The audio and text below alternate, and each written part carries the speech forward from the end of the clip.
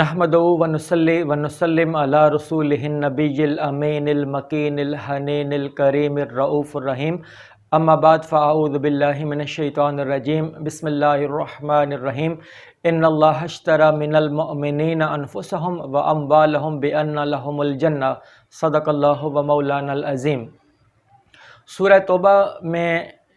فرمایا گیا کہ جب انسان مومن ہوتا ہے یا جب انسان اسلام کو قبول کرتا ہے تو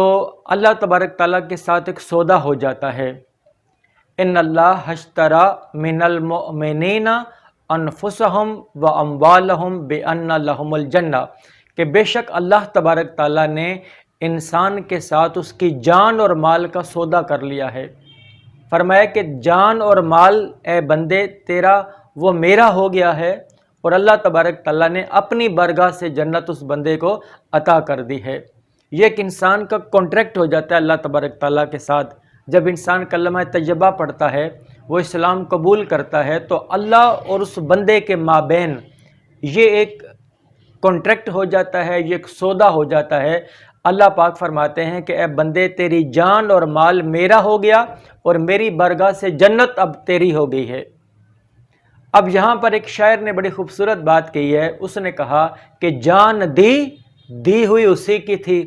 حق تو یہ ہے کہ حق ادا نہ ہوا۔ اب دیکھیں کہ یہ جان اگر انسان اللہ کی بارگاہ میں پیش کر دے تو جان بھی تو اللہ ہی کی دی ہوئی ہے، مال بھی اللہ ہی کا ہے، اور جنت بھی اللہ کی ہے،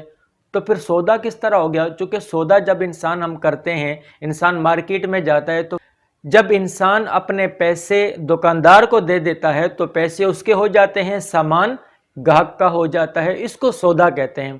یہ جان بھی اللہ تبارک تعالیٰ کی ہے، مال بھی اللہ تبارک تعالیٰ کا ہے،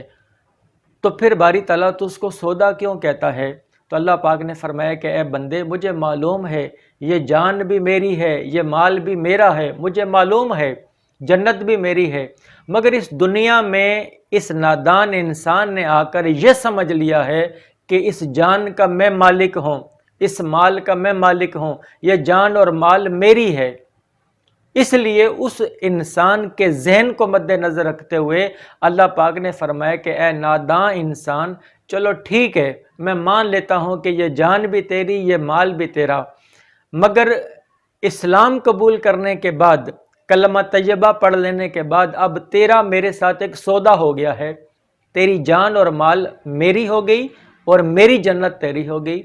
اب دیکھیں کہ انسان اس کے باوجود، کانٹریکٹ ہو جانے کے باوجود بھی انسان اس جان کو اللہ کی راہ میں خرچ نہیں کر رہا، اور اس مال کو بھی اللہ کی راہ میں خرچ نہیں کر رہا۔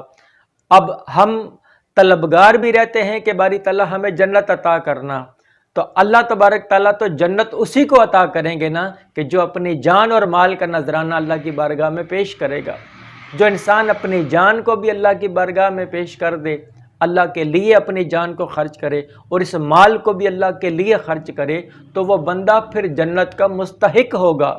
ہم اس جان کو بھی اپنی مرضی سے خرچ کرتے ہیں، اپنے وقت کو اپنی مرضی سے خرچ کرتے ہیں، اپنے مال کو بھی اپنی مرضی سے خرچ کرتے ہیں، اللہ اور اس کے رسول کے لیے خرچ نہیں کر رہے۔